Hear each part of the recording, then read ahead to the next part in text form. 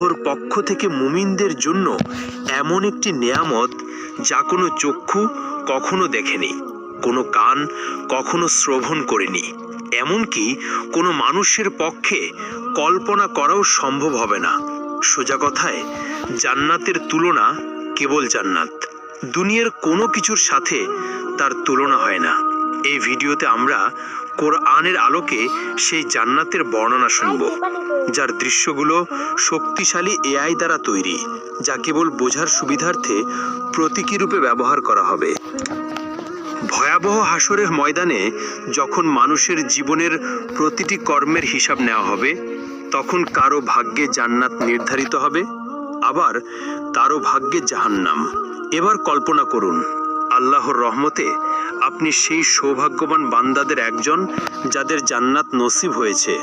আপনি দাঁড়িয়ে আছেন জান্নাতের দরজায়। চিরশান্তির সুন্দর জীবন কয়েক কদম দূরেই আপনার জন্য অপেক্ষা করছে, কিন্তু ভেতরে প্রবেশের আগে আপনাকে সম্পূর্ণভাবে পরিশুদ্ধ হতে হবে। আপনার শরীর থেকে দুনিয়ার সব অবশিষ্ট দূর করতে হবে। তখন আপনাকে বিশেষ এক নদীতে গোসল করানো হবে। সেই নদীর পানি আপনার সব দুর্বলতা ও ত্রুটি দূর করে ফেলবে। আপনার শরীরের সব লোম অদৃশ্য হয়ে যাবে, দাড়ি, গোঁফ, এমনকি শরীরের অন্যান্য পশমও উধাও হয়ে যাবে। ফলে আপনি হবেন 33 বছরের টকবগে সুদর্শন মানুষ। কিন্তু এখনো আপনি পুরোপুরি প্রস্তুত নন, আরো কিছু ধাপ বাকি আছে। অতঃপর আপনার জন্য প্রস্তুত করা বিশেষ এক ঝর্ণা থেকে আপনি পানি পান করবেন। এতে আপনি হবেন সম্পূর্ণ পবিত্র, ভিতর থেকে এবং বাহির থেকে পুরোপুরি জান্নাতের জন্য প্রস্তুত। তারপর আপনি দাঁড়াবেন সেই ফেরেশতার সামনে, যার দায়িত্ব হলো আপনার জন্য দরজা খুলে যাওয়া। তার নাম হলো রিদওয়ান।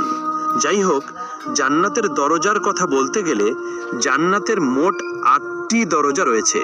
প্রতিটি দরজা দিয়ে মানুষ জান্নাতে প্রবেশ করবে ভিন্ন ভিন্ন আমলের ভিত্তিতে। আপনি কোন দরজাতে প্রবেশ করবেন তা নির্ভর করবে আপনার আমল ও এই দুনিয়ায় তুমি কেমন জীবন কাটালে তার উপর। জান্নাতের প্রতিটি দরজার আলাদা আলাদা নাম রয়েছে, তবে